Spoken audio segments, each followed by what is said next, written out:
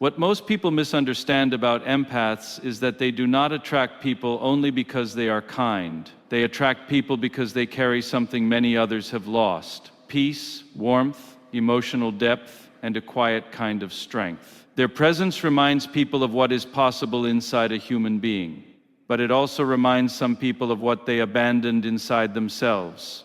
An empath walks into a room and often changes the emotional atmosphere without trying. They listen deeply. They notice pain no one speaks about. They make people feel seen. And for healthy people, this feels healing. But for wounded people who hide behind ego, control, or bitterness, this same light can feel threatening. Because light does something darkness hates. It reveals. When someone secretly resents an empath, it is rarely about the empath at all. It is about the mirror the empath becomes. Around genuine kindness, fake kindness gets exposed. Around emotional honesty, emotional immaturity gets exposed. Around calm confidence, insecurity starts shaking. The empath did nothing except be themselves, yet that alone can trigger someone living behind a mask. Many empaths spend years confused by this. They ask, why do people come close only to compete with me, drain me, gossip about me, or punish me for caring? The answer is painful but freeing.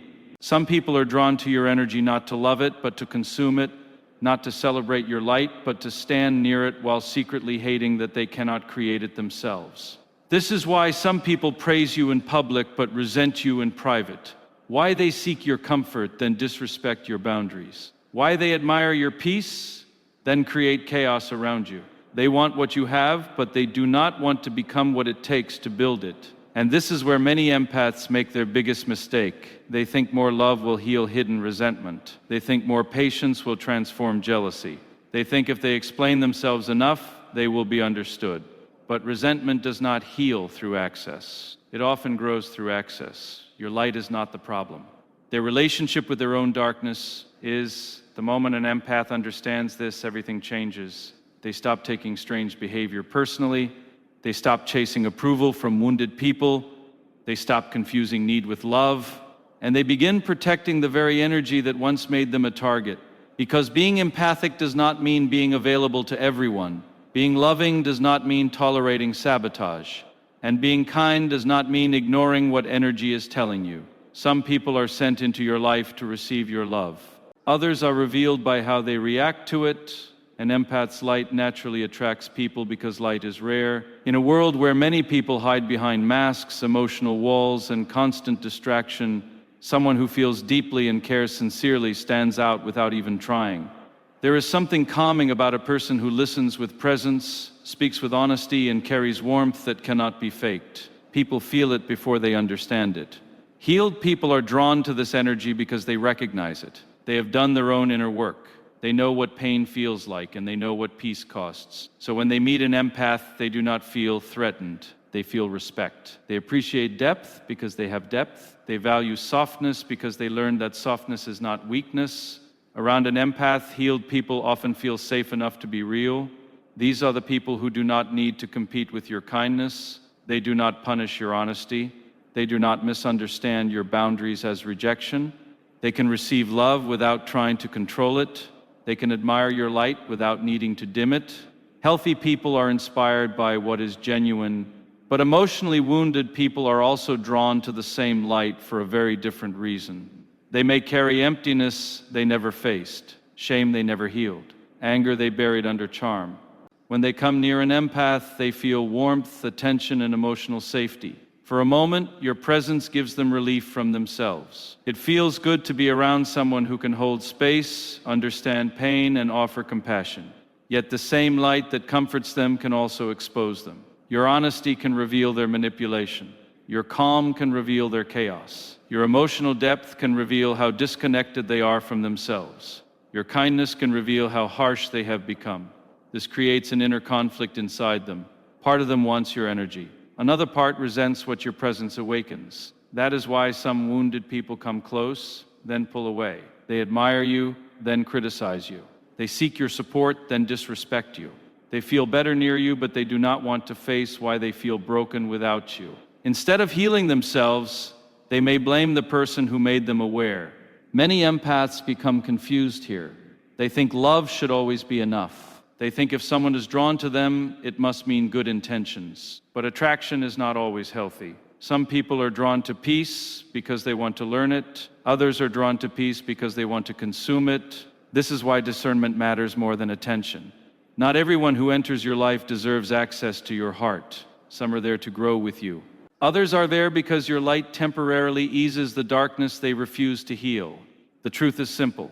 Your light will attract many people, but their response to that light reveals who they really are. Hidden insecurity often begins in silence. It does not always look angry, loud, or obvious. Sometimes it looks like admiration. Sometimes it looks like interest. Sometimes it looks like someone who seems drawn to you for reasons they cannot explain. They notice your calmness, your kindness, your confidence, your emotional depth. Something about you stands out. At first, they may praise it. They may even say they wish they were more like you. But when a person has not healed their own insecurity, admiration can quickly become painful. Your presence starts reminding them of everything they avoid in themselves. If you are emotionally honest, they may realize how much they hide. If you are peaceful, they may feel the chaos inside them more strongly. If you respect yourself, they may feel the weight of every time they abandon themselves. What first looked beautiful from a distance now feels uncomfortable up close. This is how admiration slowly turns into jealousy. Jealousy is not always about wanting your life. Often, it is about feeling disturbed by the qualities you carry. They may not want your exact path, but they want the confidence, the peace, the respect, or the inner freedom they sense in you. And instead of building those qualities within themselves, they begin comparing. Comparison is where resentment grows. They start asking silent questions. Why are you so calm? Why do people trust you? Why do you seem comfortable being yourself? Why does your presence affect others? These questions are rarely spoken out loud, but they create tension inside someone who already feels small. Instead of using your example as motivation, they may start seeing you as the reason they feel inadequate. That is when behavior changes. The compliments become smaller. The support becomes inconsistent. They may start correcting you over minor things, ignoring your wins, making subtle jokes at your expense, or acting cold for no clear reason. Sometimes they gossip. Sometimes they withdraw. Sometimes they become strangely competitive in areas that never required competition. What changed was not your light. What changed was their ability to tolerate it. A secure person can admire someone without losing themselves. An insecure person often feels threatened by what they secretly desire. They think if they reduce your value, they will feel more valuable. If they question your confidence, maybe they can avoid facing their own lack of it. If they can find flaws in your character, maybe they do not have to confront the emptiness in theirs. This is why hidden insecurity can be dangerous. It smiles while competing. It stays close while resenting. It asks for support while judging the hand that helps it. For empaths, this can be confusing because they tend to see the good in people. They remember the early admiration and wonder where it went. They try harder, explain more, love deeper. But insecurity that refuses to heal does not need more love. It needs self-awareness. You cannot fix someone who uses resentment as protection. You cannot calm someone who sees your peace as an accusation. You cannot prove your worth to a person whose pain depends on denying it. Sometimes the most powerful thing you can do is stop shrinking so others can feel bigger. Let them face what your light reveals. Some people seek an empath's energy not because they truly love them, but because they benefit from what the empath carries. This can be hard to accept, especially for someone whose nature is to believe in goodness. Empaths often assume that closeness means sincerity. They think if someone keeps returning, it must be because the connection is real. But sometimes people return for comfort, not commitment. They come back for healing, not love. An empath often brings emotional safety into a room. They listen without judgment. They notice what others miss. They know how to calm tension, offer support, and make people feel understood. For someone who feels empty, lost, or emotionally unstable, this energy can feel addictive. Being near an empath gives them relief from their own inner noise. They may feel lighter after talking to you, clearer after being around you, more confident after receiving your attention. Your presence becomes a place where they can rest from themselves. But rest is not the same as respect. Some people enjoy what you give while having no intention of giving back. They like being heard, but they do not listen. They want your patience, but offer little care. They need your understanding, but avoid understanding you. They appreciate your loyalty, yet disappear when you need consistency. They accept your emotional labor as if it is normal, while giving the bare minimum in return. This is not love, this is consumption. They are drawn to your warmth because they are cold inside. They are drawn to your steadiness because they are unstable. They are drawn to your compassion because they struggle to give it to themselves. Instead of doing the inner work to grow, they unconsciously borrow your energy. This is why you may feel drained after certain interactions. You may notice that after helping them, they feel better while you feel heavy. After supporting them, they move on refreshed while you feel emotionally tired. That exhaustion is information. Your body often notices imbalance before your mind admits it. Many empaths ignore these signs because they confuse being needed with being valued. If someone depends on them, they assume they matter deeply. But being useful and being loved are not the same thing. Some people keep you close because you soothe their wounds, not because they honor your heart. And when you begin setting boundaries, the truth often appears quickly. If access was the real goal, boundaries feel like rejection to them. If your energy was the benefit, they become distant when you stop overgiving. If they love the resource more than the person, they struggle when the resource is no longer unlimited. This can be painful, but it is clarifying. You start seeing who was connected to your soul and who was connected to your supply. You realize that some people never wanted partnership. They wanted comfort without responsibility, presence without reciprocity, healing without change. The lesson for every empath is this: your gift is precious, but it is not public property. Compassion should be shared with wisdom. Kindness should walk beside discernment. You are not here to become a battery for people who refuse to build their own light. The moment you stop feeding what drains you, you begin feeding your own life again. Many empaths make the same painful mistake when dealing with people who secretly resent them. They believe love can heal anyone. They believe patience can soften every hard heart. They believe if they explain themselves clearly enough, care deeply enough, or stay loyal long enough, the other person will finally understand and change. This belief comes from a beautiful place, but beauty without wisdom becomes self-destruction. Empaths often sense the wounded child inside difficult people. They can feel the pain behind the anger, the fear behind the control, the loneliness behind the cold behavior. Because they see what others miss, they start relating to the potential in that person instead of the reality in front of them. They say to themselves they are not bad, just hurt. Sometimes that is true. But hurt people still make choices. Pain may explain behavior, but it does not excuse repeated harm. This is where the empath gets trapped. They keep responding to who the person could become instead of who they consistently are. They hold on to brief moments of kindness and ignore long patterns of disrespect. They remember the rare apology but overlook the repeated damage. They become loyal to possibilities while being wounded by facts. The resentful person often benefits from this. They may give just enough warmth to keep hope alive, just enough attention to stop you from leaving, just enough vulnerability to make you feel responsible for saving them. Then once they feel secure again, the old behavior returns: distance, criticism, selfishness, subtle cruelty, emotional games. And the empath tries harder. They communicate more gently. They become more patient. They give more chances. They silence their own hurt to protect the other person's feelings. They call it understanding, but often it is abandonment of self. The deeper mistake is believing that your love can do someone else's inner work. No amount of care can heal a person committed to denial. No amount of loyalty can transform someone who enjoys taking more than giving. No amount of empathy can save someone who uses their wounds as a weapon. Healing requires honesty. It requires accountability. It requires the willingness to look inward and face uncomfortable truths. If a person refuses that path, your love becomes a cushion for their dysfunction.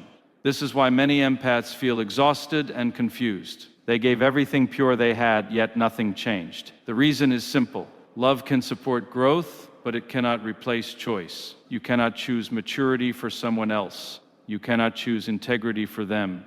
You cannot choose healing for them. The moment an empath understands this, guilt begins to fall away. They stop seeing boundaries as cruelty. They stop seeing distance as failure. They stop believing they must stay in painful situations to prove their heart is real. Sometimes the most loving act is not staying. It is stepping back and letting people meet the consequences of who they choose to be. Your compassion is a gift. but it was never meant to be used against you. When an empath begins to reclaim power, it rarely happens in one dramatic moment. It happens quietly. It begins the day they get tired of confusing pain with love. It begins the moment they realize that being kind does not require being constantly available. It begins when they understand that protecting their peace is not selfish, it is necessary. For a long time, many empaths live outwardly focused lives. They notice everyone else's emotions before their own. They respond to tension quickly. They comfort people automatically. They give second chances because they understand pain. They stay longer than they should because they see potential. But eventually, constant overgiving creates exhaustion. They start feeling empty while everyone around them feels full. That emptiness becomes a turning point. They begin to ask different questions. Instead of asking, "How can I help them?" they ask, "Why do I keep abandoning myself?" Instead of asking, "How do I keep this connection?" they ask, "Why does this connection cost me so much?"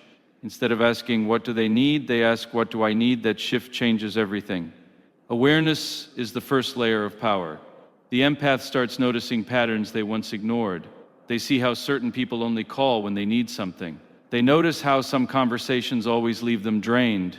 They recognize how guilt was used to keep them available. They realize that not everyone who says they love them knows how to treat them with care. Once awareness grows, boundaries become possible. Boundaries are difficult for empaths because they often fear disappointing others. They worry that saying no means being cold. They think distance means cruelty. But true boundaries are not punishment. They are clarity.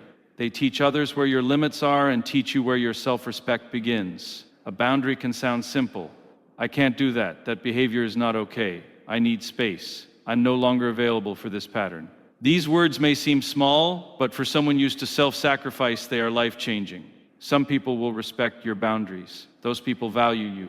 Others will become angry, manipulative, or distant. Those reactions reveal that they were benefiting from your lack of boundaries more than they were honoring you as a person.